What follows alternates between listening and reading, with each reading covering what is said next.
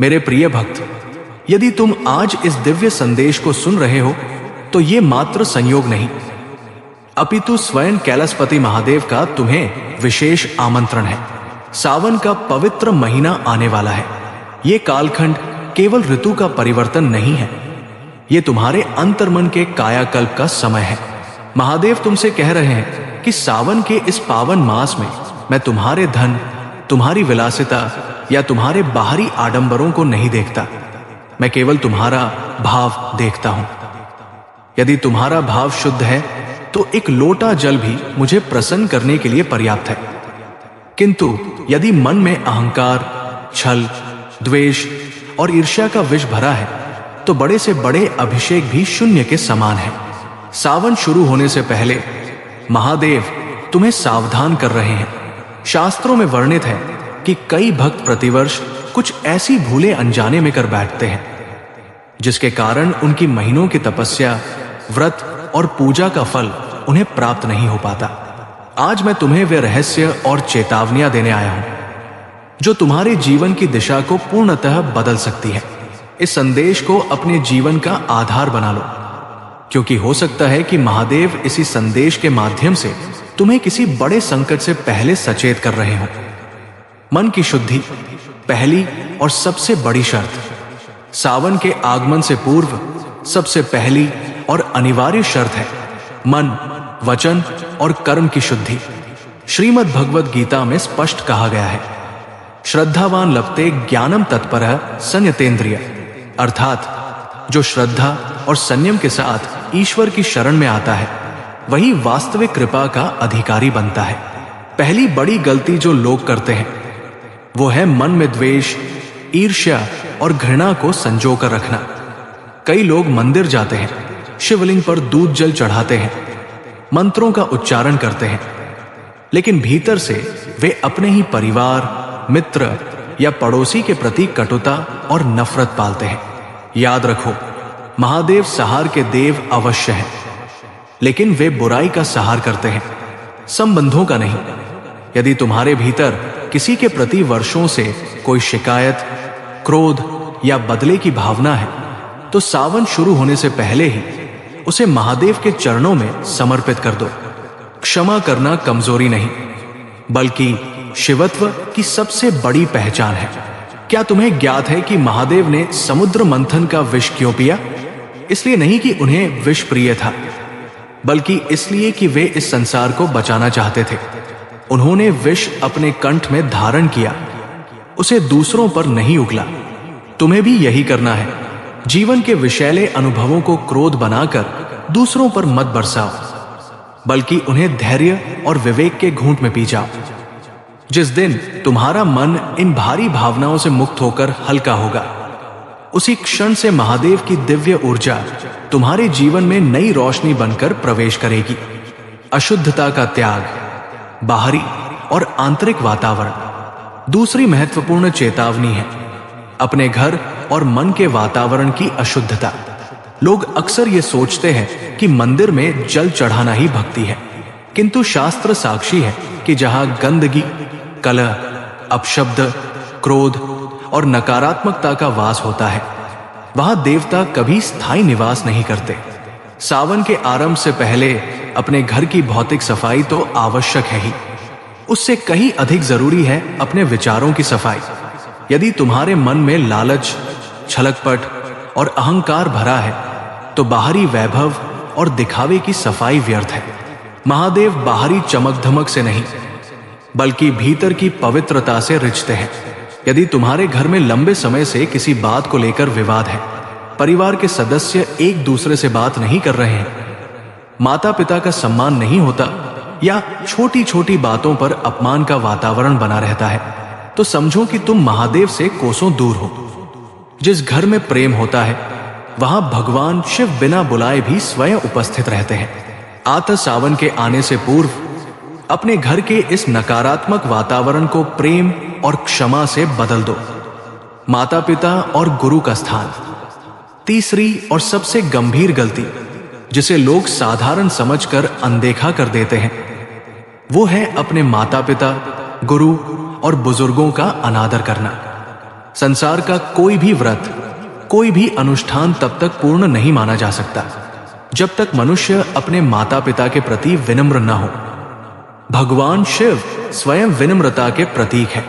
जो व्यक्ति अपने जीवन में अहंकार त्याग कर बड़ों का आशीर्वाद प्राप्त करता है, उसके जीवन के अनेक कठिन संकट बिना किसी विशेष प्रयास के ही दूर होने लगते हैं।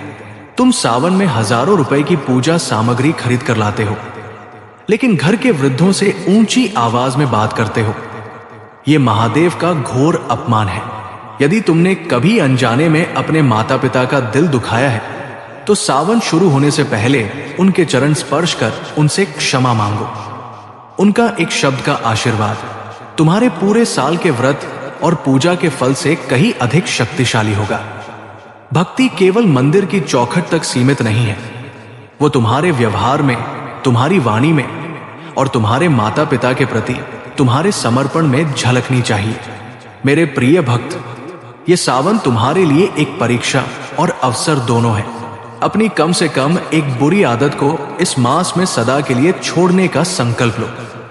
संकल्प की शक्ति ही तुम्हें महादेव के करीब ले जाएगी। ये प्रथम चरण है शुद्धिकरण का। इसके आगे भी महादेव की ऐसी चेतावनियां हैं जो तुम्हारे भाग्य के बंद द्वार खोल सकती है। धैर्य रखो और इस दिव्य संदेश को अपने भीतर उतारते जाओ। महादेव तुम्हारे साथ है। मेरे प्रिय भक्त, सावन के इस पावन मार्ग पर चलते हुए अब तुम्हें उन सूक्ष्म भूलों को समझना होगा जो तुम्हारी भक्ति के फल को मार्ग में ही रोक लेती है। अक्सर भक्त ये सोचते हैं कि भगवान के प्रति उनका प्रेम केवल एक दिखावे की वस्तु है जिसे समाज के सामने प्रदर्शित करना अनिवार्य है। महादेव तुमसे कहते हैं कि मेरी भक्ति प्रदर्शन की नहीं, समर्पण की वस्तु है, दिखावे की भक्ति का त्याग। सावन में दूसरी बड़ी गलती है दिखावे की भक्ति। आज के युग में कई लोग भगवान की पूजा से अधिक इस बात की चिंता करते हैं कि संसार उन्हें कितना धार्मिक समझता है। वे पूजा तो करते हैं, लेकिन उसका मूल उद्देश्य महादेव का प्रेम नहीं, बल्कि सामाजिक प्रशंसा प्राप्त करना होता है। शिव पुराण का स्पष्ट संदेश है कि महादेव को आडंबर प्रिय नहीं है। वे तो श्मशान में भस्म रमाने वाले, व्याघ्र चर्म धारण करने वाले और अत्यंत सरल जीवन जीने वाले देव हैं। यदि तुम्हारे पास केवल एक लोटा स्वच्छ जल है और हृदय में अटूट श्रद्धा है, तो वो करोड़ों रुपयों के भव्य और दिखावटी अभिषेक से भी अधिक मूल्यवान है। याद रखो, भगवान शिव भक्त के हृदय के भाव को स्वीकार करते हैं, वस्तु के मूल्य को नहीं। इस सावन अपनी भक्ति को लोगों के सामने सिद्ध करने का प्रयास मत करो। उसे केवल महादेव के चरणों में मौन भाव से समर्पित कर दो। वचनों की पवित्रता, वाणी ही शिव का रूप है। चौथी और अत्यंत गंभीर गलती है अपने वचनों की पवित्रता को भूल जाना। लोग अक्सर ये समझते हैं कि पाप केवल कर्मों से होता है, लेकिन शास्त्र बताते हैं कि मनुष्य अपनी वाणी से भी पुण्य और पाप अर्जित करता है। कटु वचन किसी के हृदय पर ऐसा घाव करते हैं जो वर्षों तक नहीं भरता। भगवान शिव स्वयं अत्यंत शांत, सरल और करुणा के सागर है। वे क्रोध भी करते हैं तो केवल धर्म की रक्षा के लिए, कभी अपने तुच्छ स्वार्थ के लिए नहीं। यदि तुम चाहते हो कि इस सावन महादेव की विशेष कृपा तुम्हारे घर पर बनी रहे, तो आज ही अपनी वाणी को मधुर बनाने का संकल्प लो। किसी का अपमान करना, व्यर्थ की निंदा करना, झूठ बोलना, चुगली करना और दूसरों की असफलता पर प्रसन्न होना, ये सभी आदतें तुम्हारे भीतर की आध्यात्मिक शक्ति को शनैः शनैः समाप्त कर देती है। शिवलिंग पर चढ़ाया गया जल तभी सार्थक होता है जब तुम्हारी वाणी भी गंगाजल की भांति शीतल और दूसरों को शांति देने वाली हो। जब तुम किसी की निंदा करते हो तो तुम वास्तव में उसी शिव का अपमान कर रहे हो जो उस व्यक्ति के भीतर भी विराजमान है। समय का सदुपयोग सबसे मूल्यवान पूंजी। छठी गलती जिसे लोग साधारण समझकर अनदेखा कर देते हैं, वो है अपने समय का दुरुपयोग। मनुष्य के जीवन में समय से अधिक मूल्यवान कुछ भी नहीं है। धन खोकर वापस पाया जा सकता है, स्वास्थ्य भी प्रयास से सुधारा जा सकता है, लेकिन बीता हुआ समय कभी लौटकर नहीं आता। फिर भी कितने लोग हैं जो अपना बहुमूल्य समय व्यर्थ की बातों, नकारात्मक समाचारों और दूसरों की आलोचनाओं में नष्ट कर देते हैं। महादेव का संदेश है कि जो अपने समय का सम्मान नहीं करता, समय भी उसका सम्मान नहीं करता। सावन आने से पहले अपनी दिनचर्या पर दृष्टि डालो। क्या तुम्हारे दिन की शुरुआत भगवान के स्मरण से होती है या मोबाइल की स्क्रीन पर नकारात्मक खबरें देखकर? यदि तुम्हारे होठों पर सबसे पहले ओम नमः शिवाय आता है तो तुम्हारा पूरा दिन सकारात्मक ऊर्जा से भरा रहेगा। सावन का समय तुम्हें अपने समय को शिवमय बनाने के लिए प्रेरित कर रहा है। कृतज्ञता का अभाव बंद भाग्य के ताले। अब उस सबसे महत्वपूर्ण रहस्य को जानो जिसे सुधारने से भाग्य के द्वार खुल जाते हैं। ये गलती है बिना कृतज्ञता के जीवन जीना।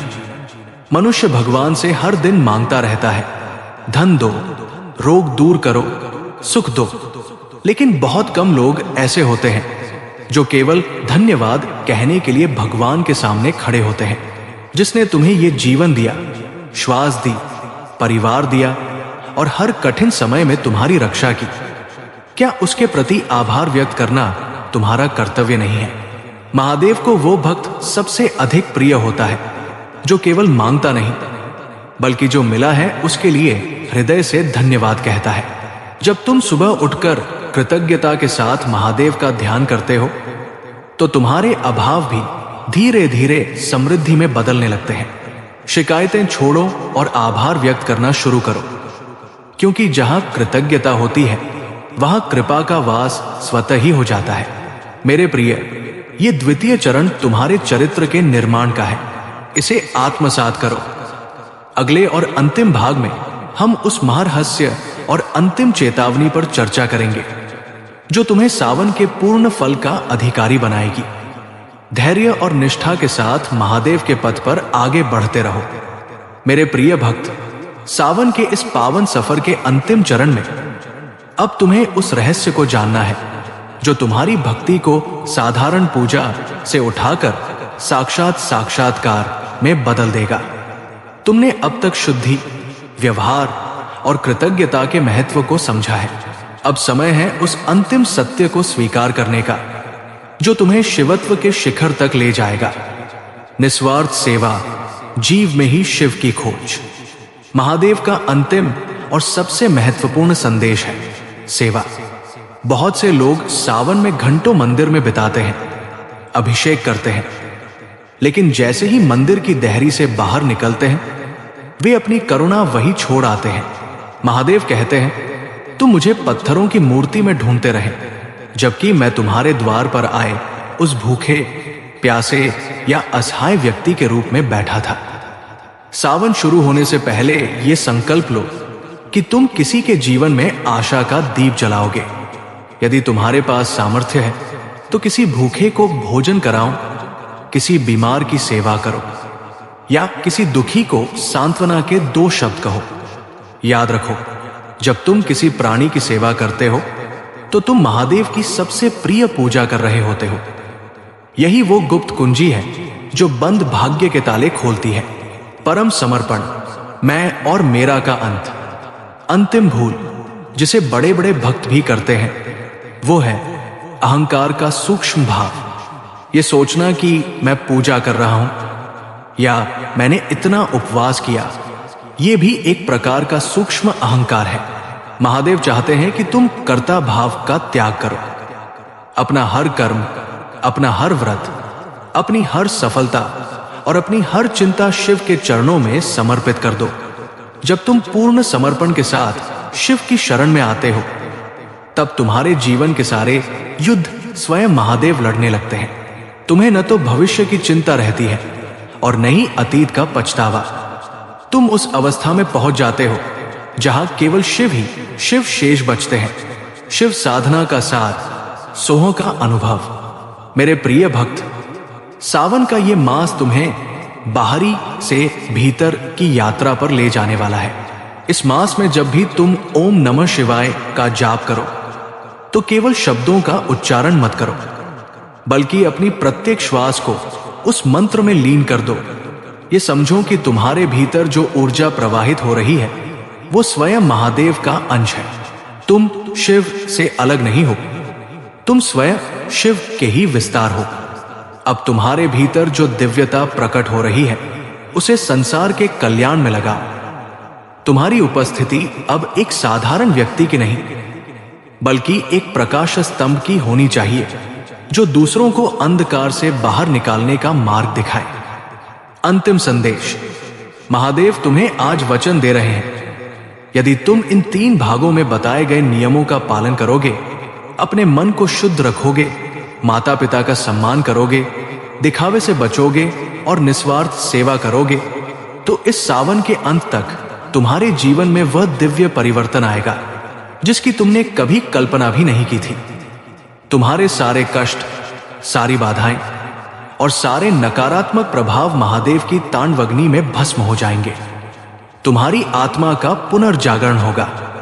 अब उठो, अपने आलस्य को त्याग कर महादेव के इस महामहोत्सव सावन का स्वागत प्रेम, निष्ठा और समर्पण के साथ करो।